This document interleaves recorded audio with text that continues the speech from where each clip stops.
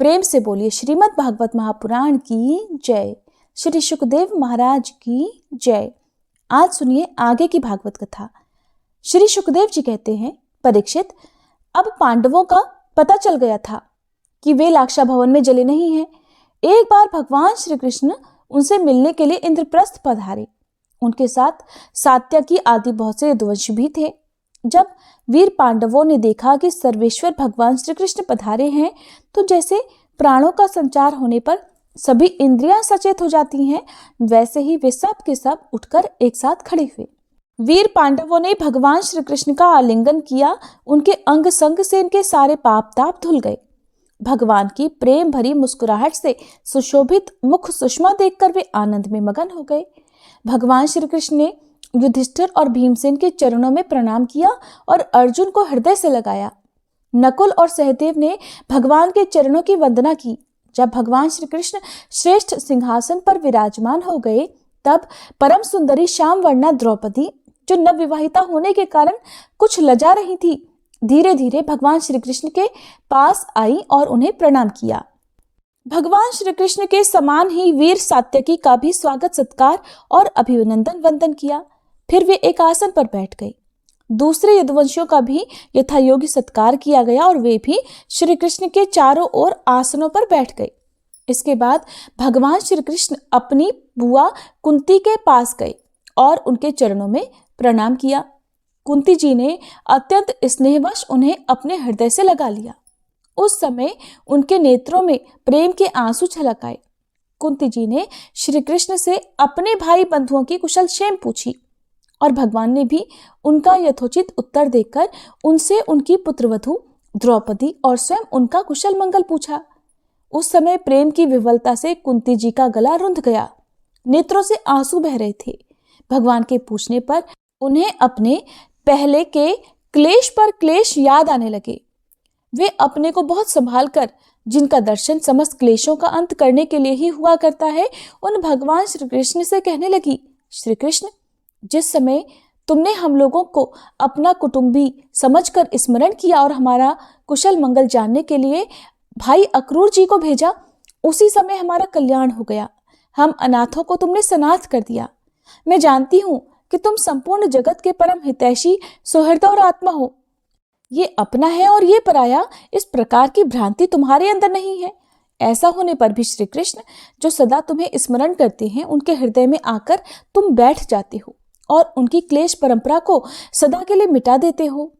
युधिष्ठिर जी कहने लगे, सर्वेश्वर श्री कृष्ण, हमें इस बात का पता नहीं है कि हमने अपने पूर्व जन्मों में या इस जन्म में कौन सा कल्याण साधन किया है। आपका दर्शन बड़े बड़े योगेश्वर भी बड़ी कठिनाई से प्राप्त कर पाते हैं और हम कुबुद्धियों को घर बैठे ही आपके दर्शन हो रहे हैं। राजा युधिष्ठिर ने इस प्रकार भगवान का खूब सम्मान किया और कुछ दिन वहीं रहने की प्रार्थना की। इस पर भगवान श्री कृष्ण इंद्रप्रस्थ के नर नारियों को अपनी रूप माधुरी से नयनानंद का दान करते हुए बरसात के 4 महीनों तक सुखपूर्वक वहीं रहे।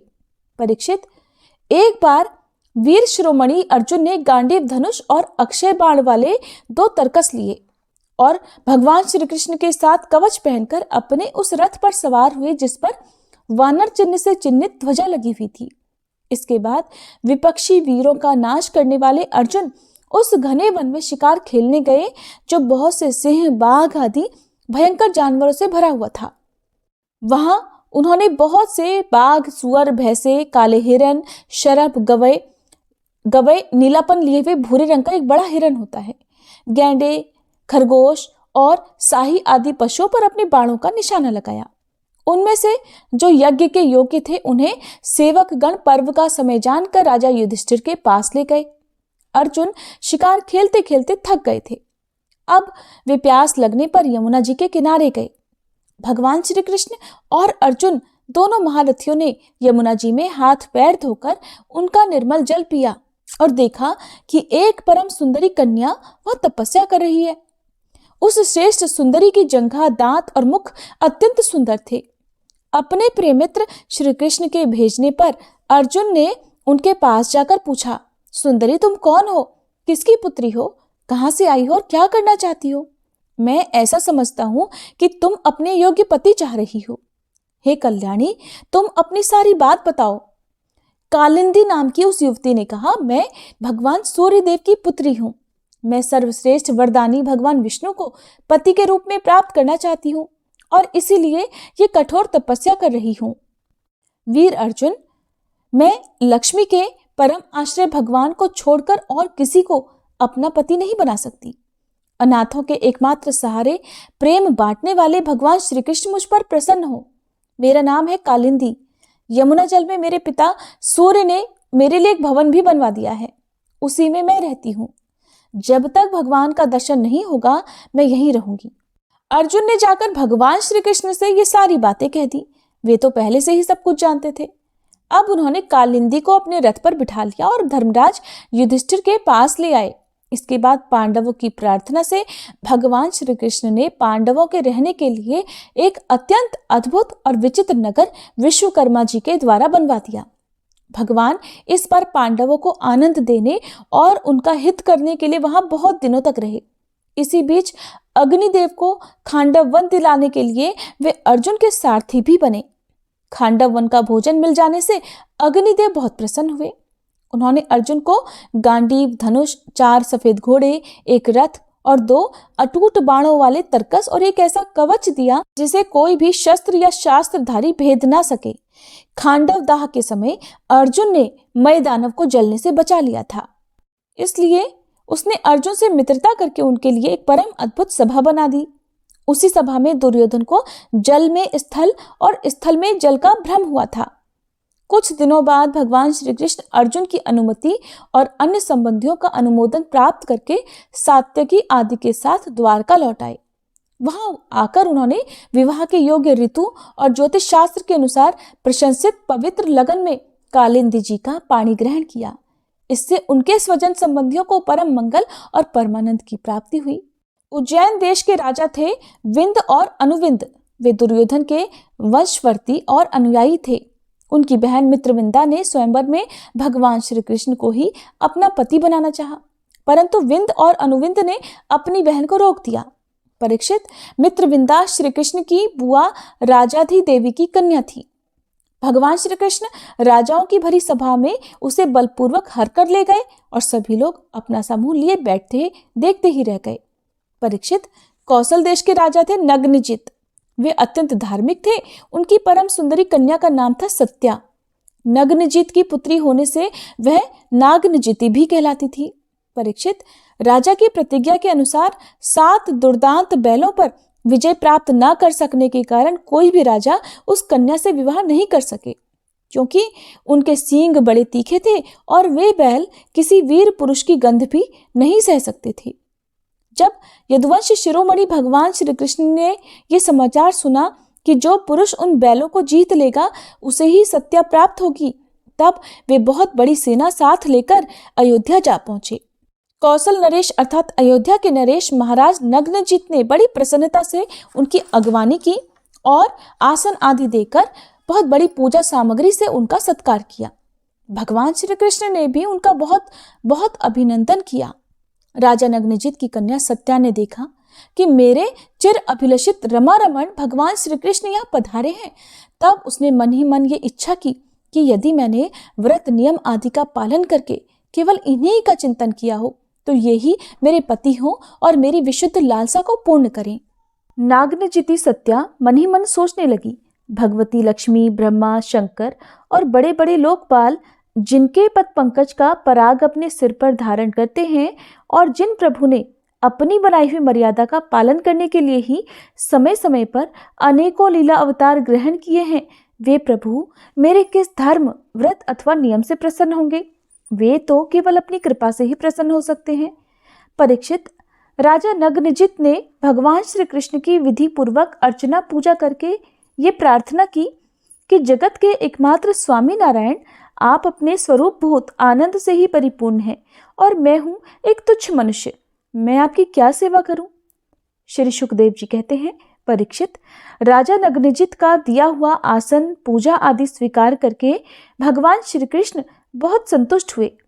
उन्होंने मुस्कुराते हुए मेघ के समान गंभीर वाणी से कहा, राजन, जो क्षत्रिय अपने धर्म में स्थित है उसका कुछ भी मांगना उचित नहीं।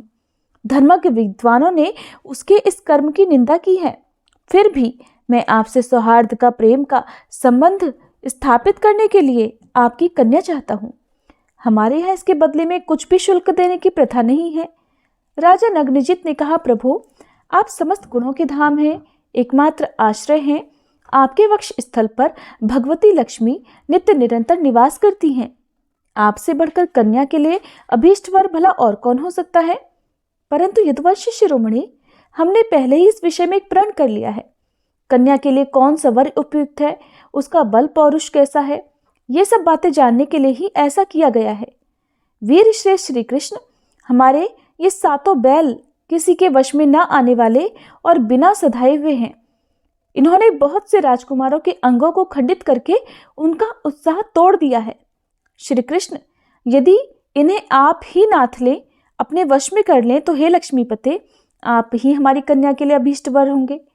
भगवान श्री कृष्ण ने राजा नग्नजित का ऐसा प्रण सुनकर कमर में फेंट कस ली और अपने 7 रूप बनाकर खेल ही खेल में उन बैलों को नाथ लिया। इससे बैलों का घमंड चूर हो गया और उनका बल पौरुष भी जाता रहा। अब भगवान श्री कृष्ण उन्हें रस्सी से बांधकर इस प्रकार खींचने लगे जैसे खेलते समय नन्हा सा बालक काठ के बैलों को घसीटता है। राजा नग्नजित को बड़ा आश्चर्य हुआ। फिर उन्होंने प्रसन्न होकर भगवान श्री कृष्ण को अपनी कन्या का दान कर दिया और सर्वशक्तिमान भगवान श्री कृष्ण ने भी अपने अनुरूप पत्नी सत्या का विधि पूर्वक पाणी ग्रहण किया।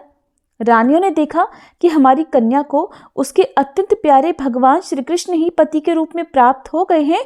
तब उन्हें बड़ा आनंद हुआ और चारों ओर बड़ा भारी उत्सव मनाया जाने लगा। शंख, ढोल, नगाड़े बजने लगे। सब ओर गाना बजाना होने लगा। ब्राह्मण आशीर्वाद देने लगे। सुंदर वस्त्र, पुष्पों के हार और गहनों से सज धज कर नगर के नर नारी आनंद मनाने लगे।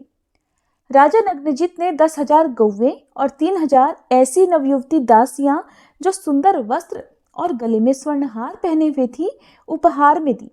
इनके साथ ही 9,000 हाथी, 9 लाख रथ, 9 करोड़ घोड़े और 9 अरब सेवक भी दहेज में दिए। कौशल नरेश राजा नग्नजित ने कन्या और दामाद को रथ पर चढ़ाकर एक बड़ी सेना के साथ विदा कर दिया। उस समय उनका हृदय वात्सल स्नेह के उद्वेग से द्रवित हो रहा था। श्री सुखदेव जी कहते हैं, परीक्षित, यदुवंशियों ने और राजा नग्नजित के बैलों ने पहले बहुत से राजाओं का बल पौरुष धूल में मिला दिया था। जब उन राजाओं ने ये समाचार सुना, तब उनसे भगवान श्री कृष्ण की यह विजय सहन नहीं हुई। उन लोगों ने नागनजिती सत्या को लेकर जाते समय मार्ग में भगवान श्री कृष्ण को घेर लिया और बड़ी ही तेजी से वे उन पर बाणों की वर्षा करने लगे। उस समय पांडव वीर अर्जुन ने अपने मित्र भगवान श्री कृष्ण का प्रयोग करने के लिए, उनकी रक्षा करने के लिए गांडीव धनुष धारण करके जैसे कोई सिंह छोटे मोटे पशुओं को खदेड़ देता है, वैसे ही उन नरपतियों को मार पीट कर भगा दिया। इसके बाद यदुवंश शिरोमणि देवकी नंदन भगवान श्री कृष्ण उस दहेज और सत्या के साथ द्वारका में आए और वहां रहकर गृहस्थोचित विहार करने लगे। परीक्षित, भगवान श्री कृष्ण की बुआ श्रुत कीर्ति कैकय देश में ब्याही गई थी। उनकी कन्या का नाम था भद्रा। उसके भाई संतर्दन आदि ने उसे स्वयं ही भगवान श्री कृष्ण को दे दिया और उन्होंने उसका पाणी ग्रहण किया। मद्र देश के राजा की एक कन्या थी लक्ष्मणा। वह अत्यंत सुलक्षणा थी। जैसे गरुड़ ने स्वर्ग से अमृत का हरण किया था, वैसे ही भगवान श्री कृष्ण ने स्वयंवर में अकेले ही उसे हर लिया। परीक्षित, इस प्रकार भगवान श्री कृष्ण की और भी सहस्त्रों पत्नियां थीं। उन परम सुंदरियों को वे भौमासुर को मारकर उसके बंदीगृह से छुड़ाकर लाए थे। हरे कृष्णा। आज के अध्याय में बस इतना ही। इसके अगले अध्याय में आप बहुत ही रोचक कथा सुनेंगे। वीडियो अच्छी लगी हो तो लाइक करना मत भूलिएगा।